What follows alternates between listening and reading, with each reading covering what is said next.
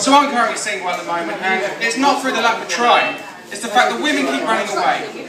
And I don't even know why they run. I mean, I'm not the best looking bloke in the world. In fact, I look like Big Fish G-string. But still, there's no need to run. And so, because they keep on running, I thought I'd try online dating. And with online dating, you need to set up a profile that asks numerous questions. And one of these questions may be, what do you look for in a partner? Well, a cheap hourly rate to give legal consent would make a nice change. Another question may be, would you date someone who's your age who has kids? And the answer to that is no, because they don't date northerners. The site will also ask you what your intention is. Oh, I intend to have a long-term relationship. Although women I've met don't seem to want that. Oh, you should hear them scream, please let me go, I have a baby to feed! It will also ask you what you're interested in, men or women. Now, I've always found those options a bit limiting. I want to be able to select any woman I do. Or, does it have a heartbeat? Does it have a place where I can put my penis? If yes to all, when can we meet? Well, as an added bonus, my mates have said, I'd like to be able to select, I want a girl whose brains I can fuck out to first. And my mates have said, well, if you just want that, why don't you go to Newcastle? It's simple. Don't want chlamydia. What? You got chlamydia? No? You're not even Northern, but you're still a slag.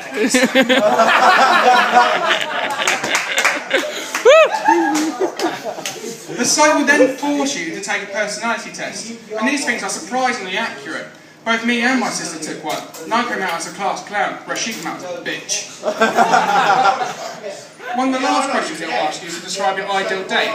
Now, no man can answer this honestly, because the honest answer is to get drunk and have sex.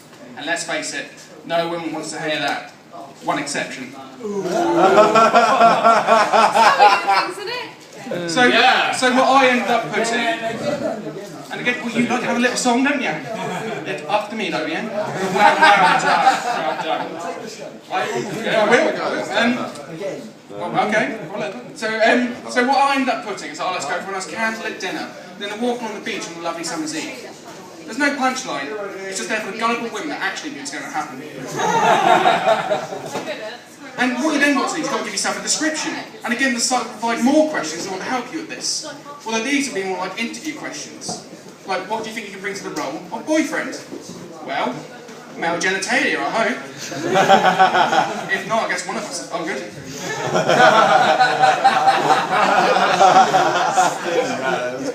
What are your hobbies and interests? Now, this is a question that I always struggle with. So, what I end up putting after a bit of thought is that I play five-a-side football with a guy from Liverpool because it makes me feel multicultural. But even with the questions, I still struggle to describe myself. I mean, has anyone here ever tried to describe themselves? Have you ever walked up to a mirror and thought, how do I describe that? To be honest, my immediate thought was, God, I need a dream job. My moves are so saggy they're practically sweeping the floor. And so, as I was struggling to describe myself, I thought I'd ask my mates to describe me. And they put 6'5", not dyslexic, with a face that looks like a hairy scrotum. Lovely. So I thought, well, I obviously can't put that. So again, after some time and a bit more thought, I figured out what I could put. Now, for that honestly be a best policy to go down here. Although what I did put does actually sound like a headline in the local paper. Overly friendly, chronic masturbator, loves kids.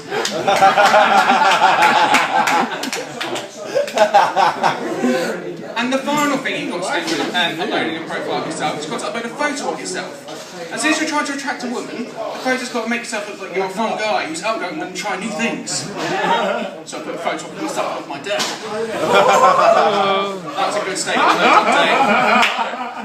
You told me I was the best.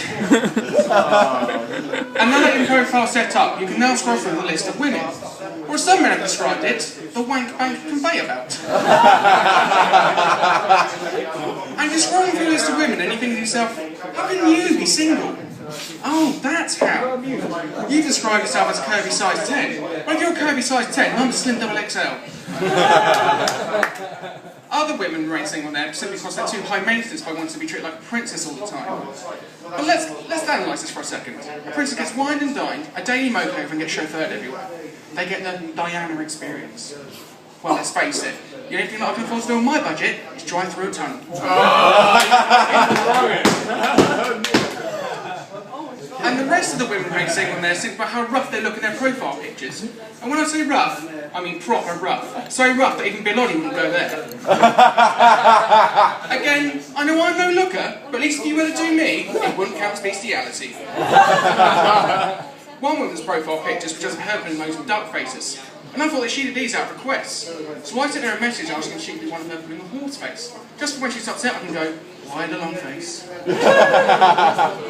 But you do come across one where you think, she'll do, and you'll scroll down to read the description and it says something like, I'm looking for the one. No, you're not. You're doing online dating. You're looking to settle. Hell, we're all on here to settle. If I wasn't here to settle, why else would I be talking to you? Another key phrase that women like to use is that they're looking for their ideal man. What the fuck is the ideal man? I didn't know, so I thought I'd Google it. And apparently the ideal man is loyal, caring, and attentive. So basically, the ideal man is a dog. Good old thanks for that. He likes to lick a bit of pussy. He likes attacking a bit of pussy. It also states that the man must also be strong and have a gentle touch, which is really hard to master. You should see how many dead kittens I've got in my back garden. After what seems like an eternity of searching, you do come across one where you think, yeah, you seem alright, you seem down to earth, and you think they say yes. But now you're left with the awkward first message. You don't want to seem desperate, but you want to grab her attention. I thought, how about a joke? How do fat couples describe their sex life? As having a whale of a time. Yeah, I didn't get a response to that. However, I persisted. I did actually manage to get a date, which was great. But I didn't know the rules. I'd never been on one before. I mean, the only thing I learned from soaps is that, you should dress to impress. Which meant my birthday suit was out of order. So what I did is I sought out some advice. And the advice I was given was to compliment her on her appearance, not her tits.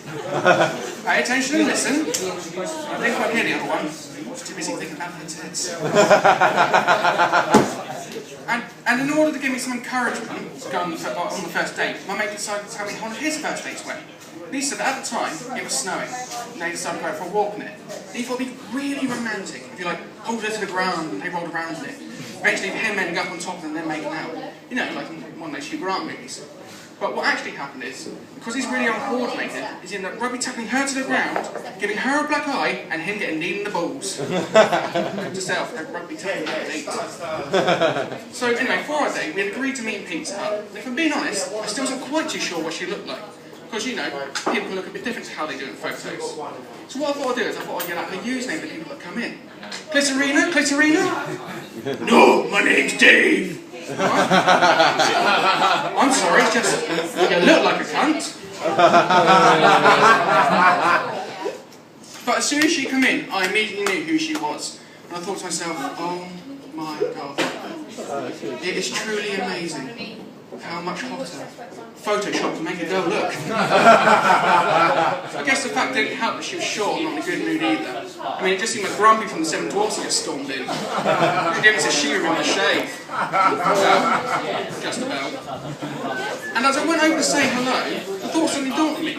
What's the appropriate way to greet someone on the first date? I mean, do you go in for a handshake? Or a hug? Or perhaps even a kiss on the cheek? Well, apparently, the appropriate way to greet someone on the first date is the one that you've got mace. And so, after saying hello, we sat down and we're looking through the menu. And now at Pizza Hut, there's two things that you can order. Pizza or salad. And I really don't understand the people that choose salad. I mean, it's green for God's sake. We're not meant to eat green things. If we were, we'd occasionally eat baby poo.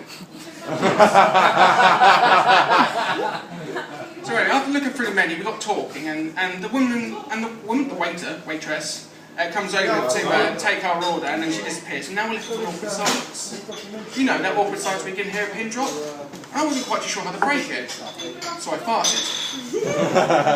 Now, this was bad on two fronts, because A, she had to sit there and deal with the smell, and B, I turtled.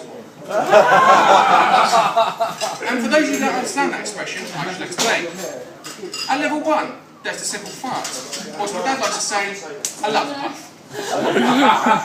And then at level 2, there's turtling, where it basically feels like your ass is about to throw up. And then at level 3, there's following through, which is where it comes all the way out. And when you inspect the shit later, it just looks like your boxers are cradling it to sleep. So what I did is I excused myself from the table and waddled over to the toilets to find that all the cubicles were taken.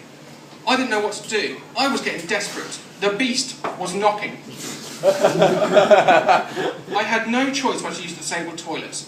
And no sooner had my arse touched that toilet seat than some woman come knocking on the door. "You going to be long?" I wasn't going to be long. It shot out of me like a volcano erupting. And when I came out, the woman gave me a look of, "You're not disabled. That fucking stinks. And for your sakes, I hope you flushed." I did flush, but I left a massive floater as a leaving gift. And when I returned to the table, the pizzas had arrived. And they were massive, and I mean proper massive.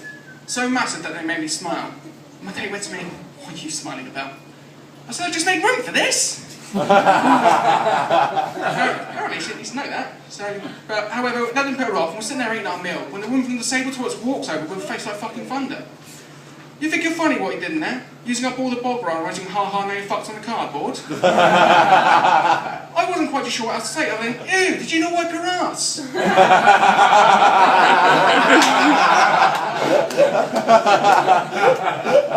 She stormed off, I turned around and my date was gone. Turns out she could take me fasting at a dinner table using up all the bog roll. And going for a shift for 20 minutes, but using up all the bog roll too much for her. I knew she was too high maintenance. I've been Jack Bartlett, I'm at the Fat Fox and all.